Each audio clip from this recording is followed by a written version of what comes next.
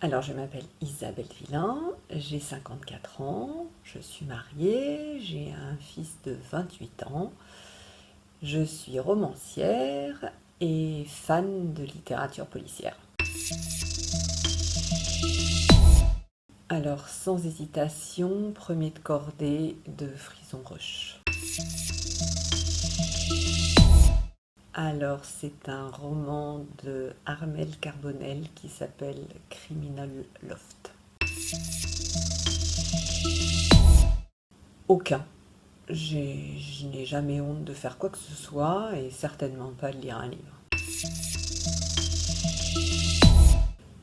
C'est Mon bel oranger de José Mauro de Vasconcelos. Alors pour l'avoir expérimenté avec mon fils, je conseillerais la saga Harry Potter qui me paraît être tout à fait efficace pour les plonger dans l'univers de la lecture et de la magie. Alors je suis une grande fan des sagas russes et je pense que ça serait guerre épée. Alors sans hésiter, Pierre Lemaître. Alors je ne lis quasiment que des thrillers, des romans historiques et des romans policiers. Donc j'avoue que je ne rigole pas souvent quand je lis.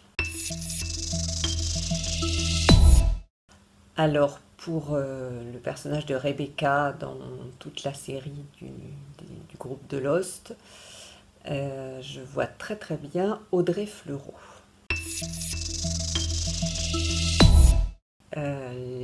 Tous les héros de Jules Verne.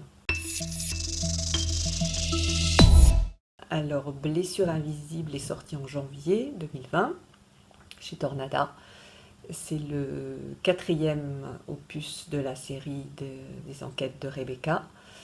Et il traite du syndrome de stress post-traumatique d'un militaire qui rentre d'opération extérieure au Mali. Voilà, c'est le début du roman.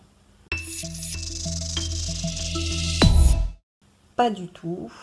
J'étais plutôt très moyenne en français et en rédaction.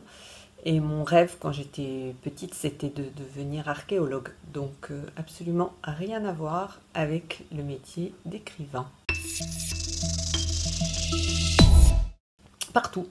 Alors le jour, la nuit, en lisant beaucoup, en regardant la télé, en regardant les gens dans la rue, sur les terrasses des cafés, partout. Le métier d'écrivain, en fin de compte, c'est non-stop. C'est du 24 heures sur 24. Vous arrêtez jamais de réfléchir et quand vous réfléchissez pas, vous écrivez. Instagram. PC. Pour le gain de temps. Jour. Pour écrire. Les deux.